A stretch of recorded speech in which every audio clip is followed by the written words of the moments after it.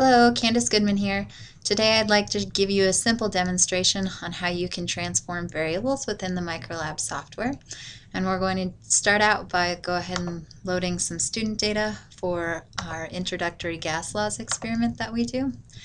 So here what the students did was they had a syringe connected to the Microlab pressure sensor, and they changed the volume of that syringe and recorded the pressure. So our independent variable volume is here on the x-axis and the dependent variable pressure on the y-axis. So when students do this, they can see that as they increase the volume that's contained in their syringe, the corresponding pressure decreases. Looking at the equation, some of them may see that it's a direct proportionality, but it's not a direct relationship, so it's actually an inverse relationship. And looking at this data, they might think that you could fit it to a quadratic function, and we want to prove to them that it's linear. And how we can do that is just have them go ahead and add a formula where they either plot inverse pressure or inverse volume. We'll go ahead and do inverse pressure.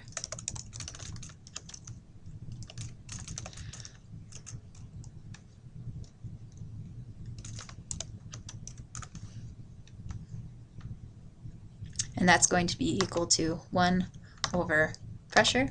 So here the formula string that displays the equation that you've entered, and you can go ahead and delete things if you've entered something incorrectly.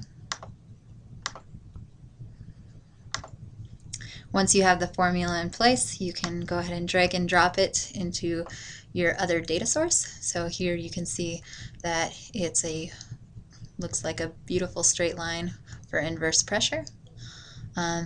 If you wanted, or if your students wanted to declutter this by plotting the data on another graph, they could do that by simply clicking the Add a Graph button, selecting where they would like that graph to be displayed. We'll go ahead and remove that data source and plot it over here.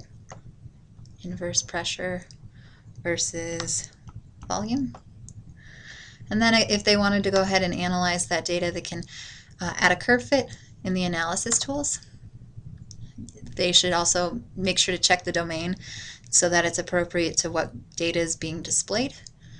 So here our minimum 0 is fine, but 10 would not get us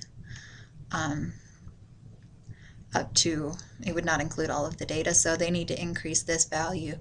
We'll go to 35.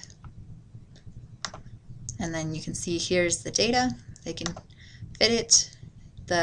If they choose to print this graph from this window, it'll print their equation, their correlation coefficient, and the standard error.